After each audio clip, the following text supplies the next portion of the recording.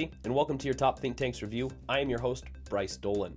Now, before we start the show, I want to apologize in advance. I have been suffering from sinuses the last couple days, so if I sniffle or cough or clear my throat during this episode, I'm sorry. I'm only human. But during this episode, we're going to look at 5 of your top 50 United States think tanks, and we'll look at an article from each one of their websites. Now, first we'll begin the show with the Rand Corporation as we follow up on the battle for Mosul. Then the American Enterprise Institute looks at charter schooling's first 25 years and the quiet revolution it's causing. Next, the Urban Institute will show us a video focused on child poverty. Then we'll move on to the Brookings Institution as they look at options and issues of the criminal justice system for the next president. Then ending the show with Human Rights Watch. They call on China to release a bookseller abducted 1 year ago. Now, to start the show, the Rand Corporation warns of fighting ISIS underground in Mosul. Recent on-the-ground reports from northern Iraq, as well as statements from senior U.S. and Iraqi commanders, clearly telegraph the next phase of the ongoing campaign against the Islamic State, the battle to retake Mosul. Now, as Iraqi forces, backed closely by U.S. advisors, prepare for the imminent clearance of the strategic city, they should heed the lessons learned from previous efforts to wrest control of Mosul from the Islamic State. Now, when facing a major clearance operation, the group has often managed to go underground, so to speak, rather than fight a conventional military force head-on. This age-old insurgent technique enabled the Islamic State's predecessor, the Islamic State of Iraq, to survive years of robust, sustained U.S. and Iraqi counterterrorism operations in Mosul from 2004 to 2009 and re-emerge when U.S. forces left the city in 2010. Now, as clearance operations get underway in Mosul, the Islamic State will likely replicate this approach, deactivating and dispersing its military units and reinforcing its intelligence, security, administrative, and financial groups. The coalition of Iraqi and U.S. forces must anticipate this adjustment and prepare to execute a deliberate campaign targeting Islamic State enabler elements which may operate just under the radar of coalition and Iraqi forces, but in plain sight of the all-important civilian population. If the coalition does not do this, the group could survive yet again, maintaining its stranglehold on Mosul through extortion, intimidation, and assassination, only to resurface there once coalition forces shift their focus elsewhere. You can find this portion of the text on the Rand Corporation website, but at the bottom of the website on the Rand Corporation organization, they have at the bottom of this article that the remainder of this commentary, this particular commentary, is available at warontherocks.com. Now next, the American Enterprise Institute draws our attention to a quiet revolution that has been unfolding for the last 25 years. Now, for 100 years, from the late 1800s to the late 1900s, nearly every American K-12 public school shared several defining features. Whether you found it in a rural town, a major city, or a sprawling suburb, you could say for certain a number of things about that school. It was run by a government body, the school district, that had been given exclusive control over public education in that area. Students were assigned to the school based on where they lived. A public governing board or official, typically elected, made the most important decisions about the school's operations. Now, over the last quarter century, these rules and other chapters of the public education canon have been rewritten. Now, because of a simple but profound policy innovation, our understanding of how public schools can be operated, enrolled in, and overseen has been transformed. Even more remarkable is how these changes took place. They weren't the result of bossy federal mandates or sweeping court decisions. Their progress wasn't directed by distant administrators or fueled by a tangle of government agencies. They didn't occur suddenly or all at once. Behind this incremental revolution, the charter school movement, which celebrates its 25th year this fall, was a collection of principles that will be familiar to conservatives especially. Now, charter schools explicitly shifted power from the government to individuals and neighborhood organizations. They prioritized local needs and local decision-making. They trusted families and practitioners to have better information and more wisdom than technocrats. They made room for entrepreneurialism and innovation. They cultivated a diversity of school options to suit a pluralistic society. They focused governments on outcomes instead of inputs. They emerged from piecemeal reform of a long-standing institution which proceeded slowly from modest community initiatives, not all at once, in accordance with grand plans devised by experts. Now, though welfare reform is perhaps conservatism's most visible domestic policy success of the last generation, charter schools may be more significant and may have more ripple effects into the future. Now, at a time when Donald Trump has tempted the Republican Party and conservatism towards an embrace of statism, strong central leadership, and bellicose certainty, charter schooling represents a textbook case of the opposite.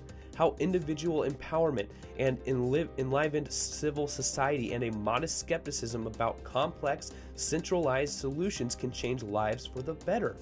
Indeed, the story of charter schooling, a national movement that grew from an early 1990s Minnesotan pilot program, could serve as an inspiration for conservative policy leaders in the months and years ahead. Now, this is one thing that really we haven't improved over the last 100 years, is our schooling. Nothing's really changed majorly except for this charter school movement. If you don't know much about this charter school movement, I encourage you to take a look at this article and do some more research about the charter school system. Now, next on the show, the Urban Institute calls our attention to the problem of child poverty. Here is a video explaining the numbers and effects child poverty has on each child.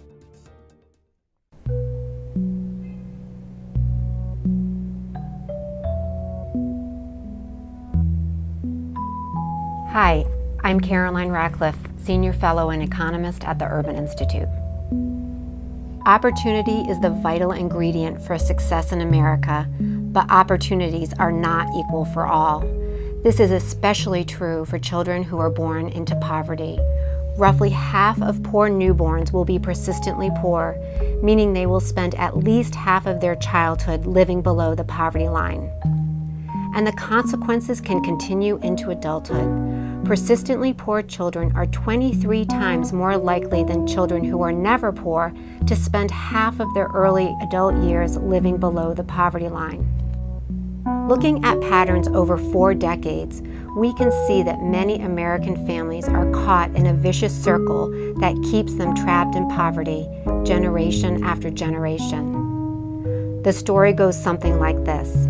Children begin life at a disadvantage when they are born into a poor family. Early poverty is linked to toxic stress. It has been found to harm children's brain development, lower IQ scores as early as age 5, and reduce academic achievement. Beyond the obvious financial implications, the stress of childhood poverty can lead to long-term health problems such as high blood pressure, diabetes, and depression. As persistently poor children grow older, they are more likely to become unmarried parents, drop out of high school, and lack a steady job in their late 20s than never poor children. These conditions can cause the cycle to repeat itself, with new children born into poverty and all the same cards stacked against them. Research tells us that the lack of education is an important factor in this cycle. Children born to poor parents who have yet to finish high school are particularly vulnerable because children often follow their parents' educational footsteps. Residential instability also matters. When poor children move because their parents can no longer afford the rent or for other negative reasons, they don't do as well in school. How many children are we talking about? More than 1 in 5 American children currently lives in poverty. Almost double that number will be poor for at least 1 year before they turn 18. That's roughly 29 million children. You can find the entire article and that video on the Urban Institute website. Now, the Brookings Institution lays out issues and options of the criminal justice system for the new president. The future course of the American criminal justice system has come under immense scrutiny in very recent years. The White House has indicated that substantial reform would be a leading priority for President Obama's last year in office. Both chambers of Congress have seen legislation introduced and debated.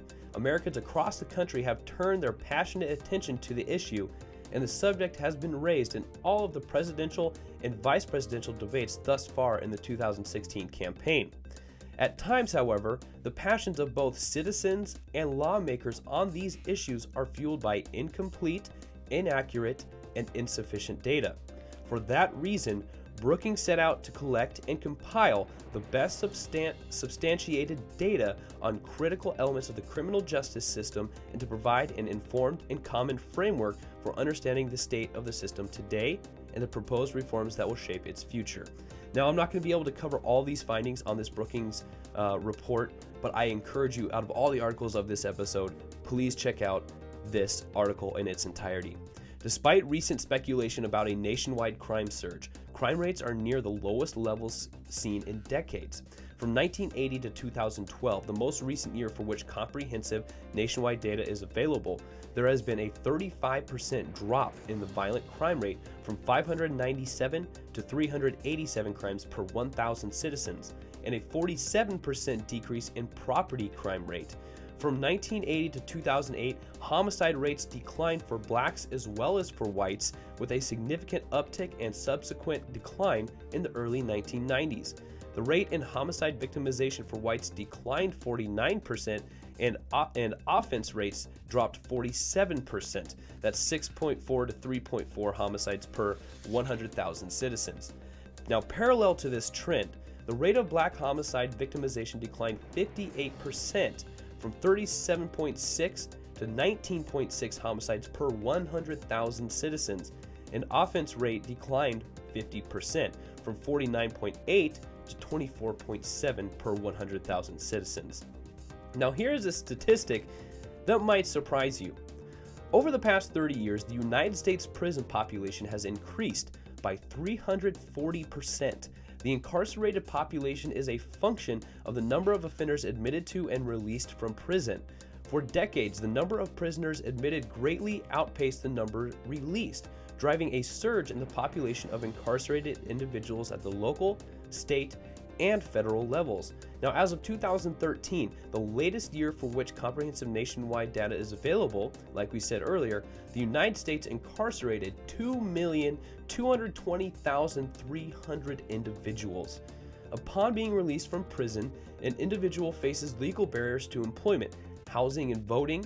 Families with incarcerated loved ones suffer financial losses due to lost income. In 2010, total corrections expenditures totaled $80 billion, a 350% increase from 1980.